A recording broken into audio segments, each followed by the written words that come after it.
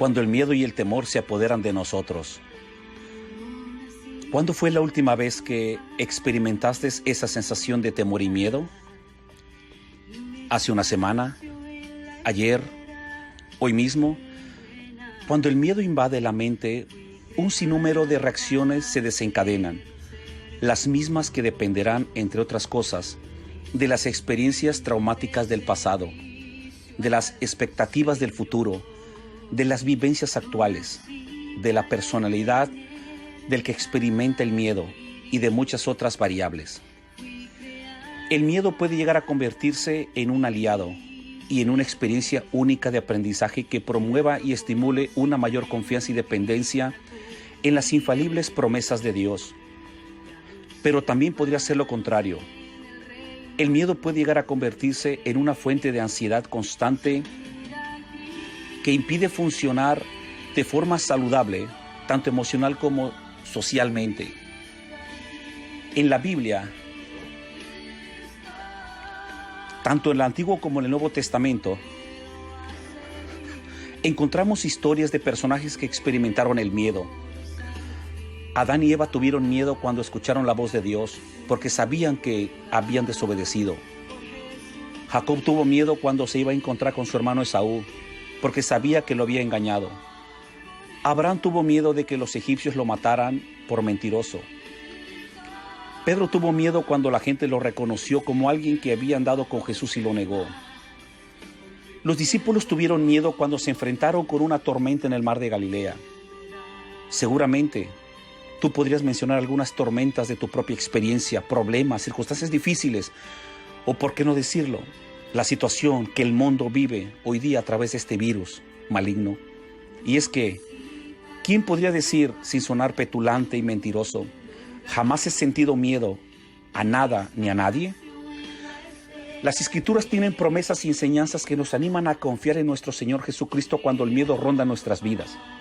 Sin embargo, por muy espirituales que seamos, el miedo puede apoderarse de nosotros cuando nos encontramos en situaciones de crisis, situaciones de miedo, situaciones de temor. Este miedo puede hacer que nuestra capacidad de ser objetivos disminuya y que nuestra fe en Dios parezca que desaparece.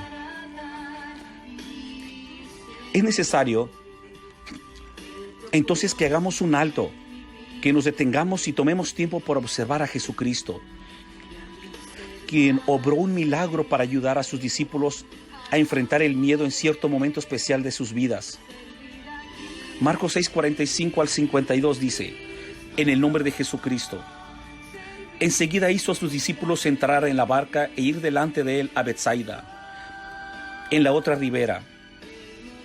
Entre tanto que él despedía a la multitud, y después que los hubo despedido, se fue al monte a orar. Y al venir la noche, la barca estaba en medio del mar, y él solo en tierra.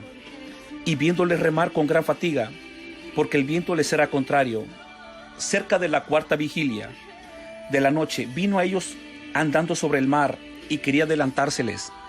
Y viéndoles ellos andar sobre el mar, pensaron que era un fantasma y gritaron, porque todos le veían y se turbaron. Pero enseguida habló con ellos y les dijo: tened ánimo, yo soy, no temáis.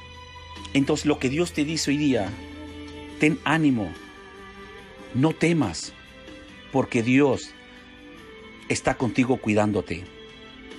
Dios está contigo protegiéndote. Él es el que te cuida. Él es el que cada paso está contigo si tú le buscas de corazón y con verdad buscas su rostro, reconociendo que necesitas de Jesucristo, de su perdón, de su misericordia, arrepintiéndote de tus pecados y pidiéndole a Dios que voltee su rostro a ti. Pero la palabra de Dios continúa diciendo: porque todos le veían y se turbaron, pero enseguida habló con ellos y le dijo: tened ánimo, yo soy, no temáis.